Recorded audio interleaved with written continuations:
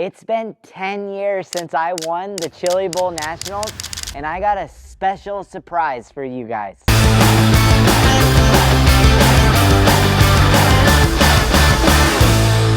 Rico Abreu!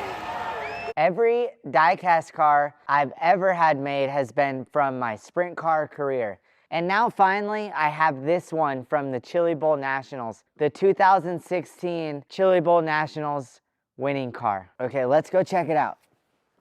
I really want to show you guys box 1 of 84. So this is a production of 500 cars we've worked through with Acme Trading Company, the company that's been doing our diecast cars the last few years. This car is a real piece of history to my family and I know how special it is to Toyota, Safelite, and Keith Kunz Motorsports.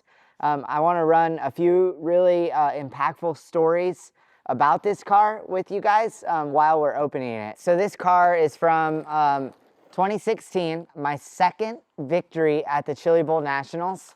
Back-to-back wins, a very surreal moment. Getting the lead of the race was, there was a major turning point in the race where we had a red flag from a fan falling out of the stands that switched the track over from us running around the bottom of the track to the top. And the race leader didn't really pick up on the line that quickly. And I was able to get to second place. We had a split yellow, and it was a very crucial turning point, that split yellow with the red flag. And I was able to talk to my team. Keith Kunz was able to come out on the racetrack and show me kind of where I needed to be running, or tell me where I needed to be running. And I was able to change my line, and that really was what got me to the race lead. And Brian Clausen was leading the race at the time, and we got him to move around while he was leading, and it really opened some doors up for me to get runs on him, from the track, moving from the bottom to the top. Let's get this car out here, and then I can move this box out of the way. This is a 1/18 scale car that I won the Chili Bowl Nationals with. Let me jump down. This is my first time seeing these since we've seen the samples that Acme made, and we designed the box ourselves and then sent the rendering of the box to Acme to get produced. There's only 500 of these cars produced, and you got to watch till the end of the video to find out when we're going to release them, and they'll be released exclusively on shoprico.com. This box turned out really cool. We got a picture of the car on the front doing a wheel stand with a spotlight shadowed into the background of it. Here on the front side of the box, we have me holding up the 30th anniversary golden driller in victory lane with all the confetti flying. The car, my curb record suit holding the driller. I was actually sitting on the car in victory lane at this time. And then here's the picture of the driller at the Expo Center in Tulsa, Oklahoma. Then the car going through the corner the year we won the race. Here is my team, the head executives from TRD, Toyota Racing, and then a few of the very, very important people from Safelite that were there at the race. And it was really, really cool that we got a Fortune 500 company into victory lane at their first ever event in motorsports as like a sponsorship. I thought that was like the coolest part of getting to race the Safelite under the Safelite banner, to introduce the relationship from us, myself, Rico Abreu, and Safelite and TRD, and then on to the truck series. And I want to tell you guys a really cool story. A family that my dad has taken care of their vineyard for over 40 years in the Napa Valley. Sherry and Garen Staglin, they are a Staglin family in the wine industry. Garen Staglin, he actually started Safelite. Garen actually went in to be the CEO of Safelite back when the company originated. And I just thought that it was there was no like ties from the Staglin family and Safelite and us, but it was just cool to see the full circle relationship from a family friend of ours that doesn't follow any of my racing to understand that Mr. Staglin was one of the originators of Safelite Auto Glass, and now the company is unbelievably massive, and you see their success in NASCAR, what they've done now. I wish we could bring some of that to sprint car racing. Anyways, so back to this picture. You have Keith Coons, Pete Willoughby. My mother and father were at the race. My sister was there. She doesn't get to many of my races. And then my two childhood best friends, Matt Jimenez and Cole Ballantyne, they actually came. It was their first time ever experiencing dirt racing indoors at the Chili Bowl in front of like 30,000 people. They were like incredibly like fascinated and just jacked up. So it was really cool to share that moment with them. They got in the victory lane picture. And then Keith Coons, Pete Willoughby, like I said, David Wilson, who was the president of TRD, who now is retired, and then Jack Irene and Tyler Gibbs, who are the head honchos at TRD. So some really special people got to enjoy that moment with us. Okay, let's open this baby up here. Let's get to the goods here. Same style of packaging, which I really noticed opening this right away. Like my fingers mold really good to the box to pull it out. I thought that was like, I just caught on to that really quickly there. Not that it matters, but just you can unbox them quite carefully. So here we have our styrofoam piece. Obviously with the sprint car, you have your wing and your hood, but it looks like they just placed the top half of the hood here. So let's get this piece out first. I'm gonna pop these open for you guys. Treat with care. So we got our hood. This feels like a metal piece, so that's interesting. With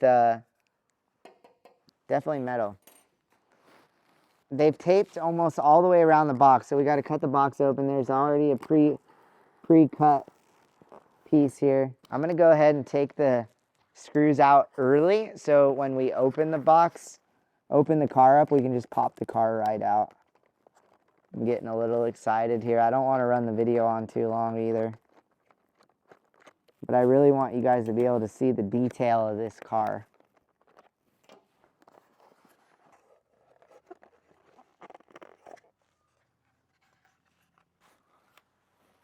There she is. There's actually some really cool stories behind this car that I want to tell you guys that nobody really, like I don't talk to a lot of people about. So after I won that race on the Saturday night of the Chili Bowl Nationals, it was back to back. I was extremely excited. You had all the Keith Coons Toyota Safelite people down off of turn 3 coming out on the track, and I did donuts in 3 and 4, and I literally like laid the pedal to the floorboard and did the craziest donuts of my entire life. And I feel like that this car is more famous because of those donuts than like the moment was of me actually winning my second Chili Bowl in a row. And there's this amazing picture that TJ Crawford got of the car up on 2 wheels, the rear wheels, with the front tires up all the way off the ground, and the spotlight off of turn 4 that they utilized for driver introductions onto the stage was beaming in the background. And the picture is unbelievable. And we purchased it 10 years ago when TJ made it available to purchase, and it's probably one of the most incredible photos in motorsports captured. Just the timing of that, of being able to do that, and then the edit he put on it. The picture is unbelievably beautiful. We got it framed. I signed a bunch of them, and we sent them to a lot of our partners. I was just in Speedway Engines the other day and walked in, and right in the front room is that picture up there. So it's just a moment I'll never forget. And then with how crazy the donuts were, I was up on one wheel, spinning around. My foot was stuck on the throttle because of the G-forces. It was just the craziest feeling, like my head was pinned against the headrest. And just in that moment, like ever since then, I knew that I would never be able to duplicate anything like that. And I had a moment with Brian Clausen a couple days before that, and he was one of the first people to my car that I jumped into his arms. But he made a comment to me that that really stuck to me, was like, and he was really passionate about racing, but he just said real racers don't need to do donuts after they win races. And I really, you know, I put it when I beat him at that race, you know, and I did these unbelievable donuts. It was just like I knew in that time that like I never was gonna do this again, do donuts again after I won a race, because one, I would never duplicate that, and I held that word that Brian said, that like it was a more of a respect thing I felt that he was intending towards to me. And I might never do donuts again when I win when I get to victory lane. I want to show you guys this car, so let's check it out here. So this is freaking badass. Like, this thing looks amazing. It looks just like the car that I won the race in. I actually ended up purchasing the car after we won the race with the engine intact and everything. One thing, when I did those donuts and went up on one wheel and came down, it actually bent the right front axle up. It put some angle in it, and we still have, with the car to this day, still has the right front axle bent in it. So I'm gonna place the hood on this car. They got the carbon look to it. This is, we had a left side door on it. I raced it just like that. I think this thing is really cool how it came out. It's literally identical to the car that I won the 2016 Chili Bowl Nationals with. This thing is beautiful. They're going to be available in December exclusively on shoprico.com. There's not a lot of them. There's 500. You guys know how our diecast cars sell. They sell extremely fast. We want you to be ready to click and buy, because you're going to receive one of 500 of these cars. These cars are here in my race shop right now. They're all behind me.